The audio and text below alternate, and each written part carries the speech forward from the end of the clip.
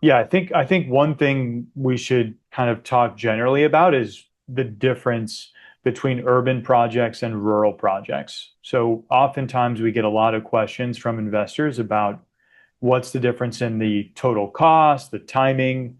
So on the cost side, there isn't any difference between high employment TEA projects and rural TEA projects. Everything's $800,000.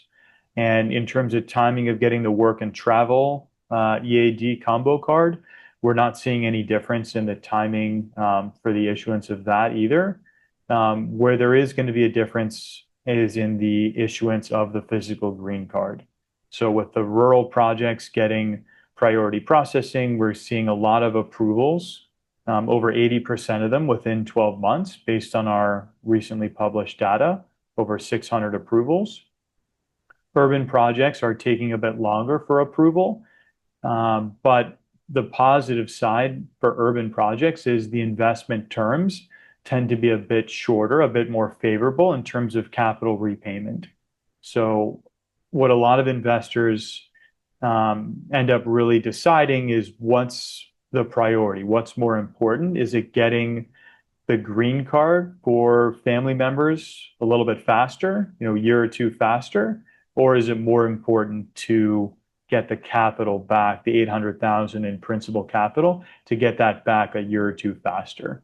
And usually that's kind of a good start before you go crazy and start reviewing 10 urban projects and 10 rural projects and really spend a lot of time on both.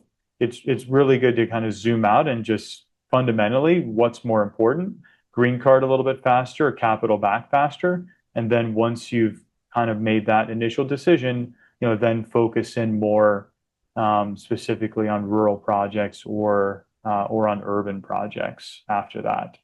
Exactly. And one of the things that I always like to recommend to investors that are going through the process is it's most important to hire the immigration attorney early on.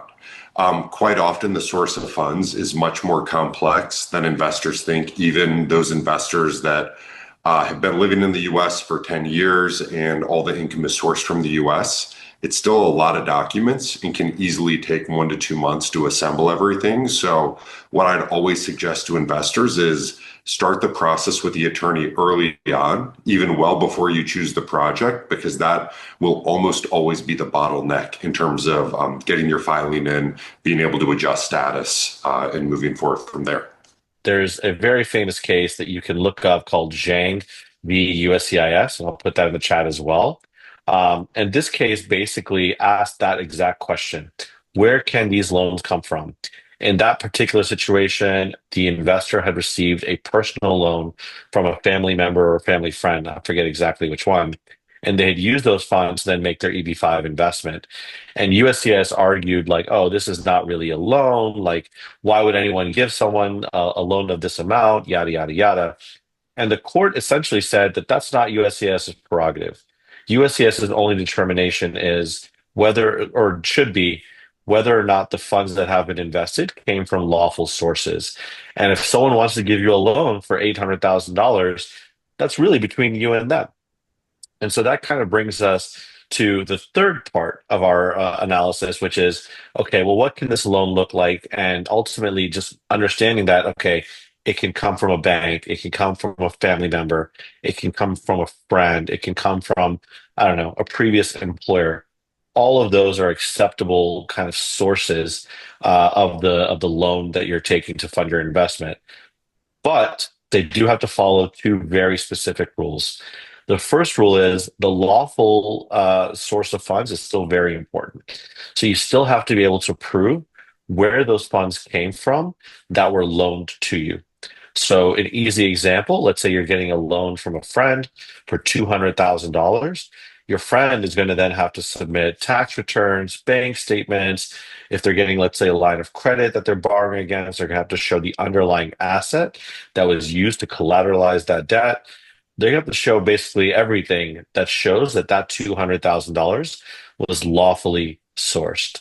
Okay, so that's the first requirement. And then the second requirement, again, something that USCIS has really cracked down on in recent years, if you're going to call it a loan, it needs to look like a loan. And the USCIS has sent all kinds of RFEs around this point, everything from a federally mandated minimum interest rate, which is easily found on the IRS website for what interest rates should be, even for a hand loan that you're receiving from a friend. Reporting the loans on your taxes is a really popular way that USCIS has started checking if this is actually being given as a loan. Are you providing collateral? Are you able to provide that collateral? Are you giving someone, a document that says, "Hey, you can have a note and it's secured by my home"? Is that home free and clear for you to even provide? USCIS is starting to dig deep into these personal loans and understanding, okay, is this really a loan, or is this essentially a gift masquerading as a loan? So those are two common pitfalls that I would definitely suggest working with an immigration attorney closely, and they will be able to structure this loan for you a lot of times, tell you how it should and should not look. And there's a really big advantage for investors who are already in the US in pretty much any status. You could be here, in a visitor status. You can be here in uh, like an F1 student status. You can be here on an H1B, on an L1, on an E2.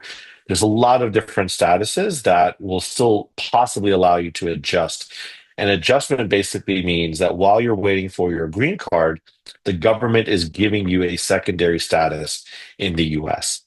So, for example, if you're an F1 student and you apply for the H1B lottery and you weren't selected and you're in your final year of OPT and you're thinking about solutions, filing for an EB-5 will now give you a new status.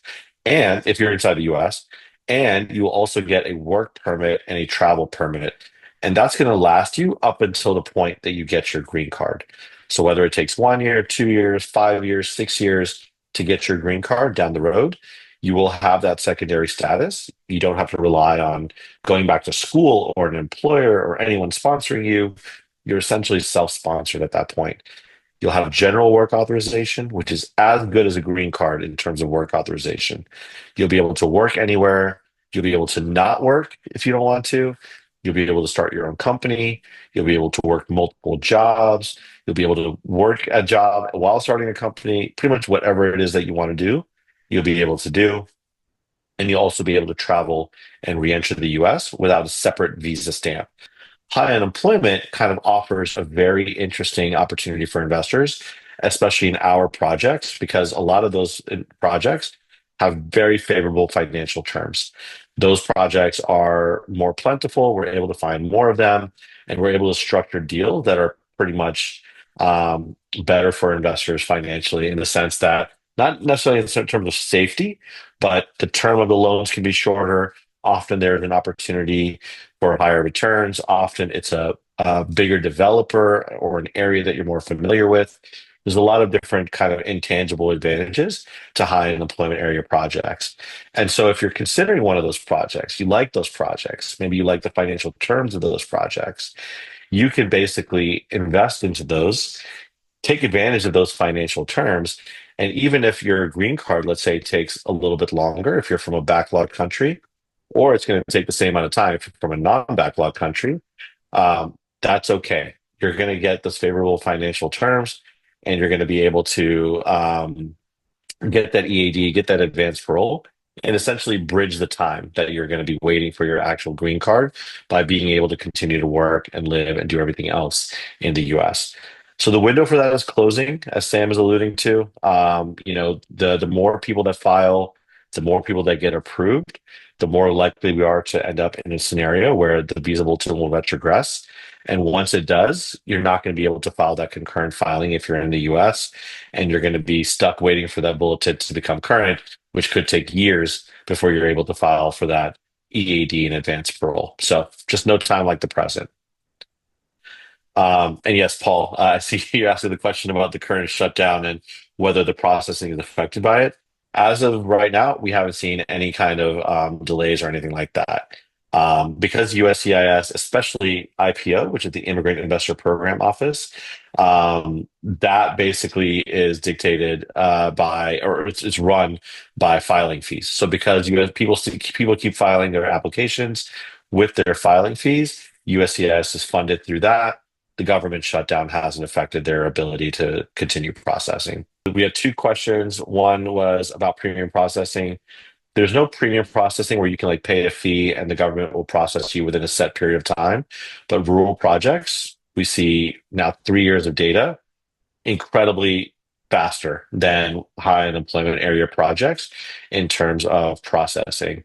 Um, I think something like 80% of our investors have been approved in 12 months or less in the rural area, and 100% of our investors that are organically approved in the high unemployment area are taking longer than that, typically closer to about 16 to 18 months, if not longer. There's a definite advantage in terms of processing for rural projects, and it's written into the law. So the law does require USCIS to give rural applications priority. And by priority, basically, it just means they pick them up first.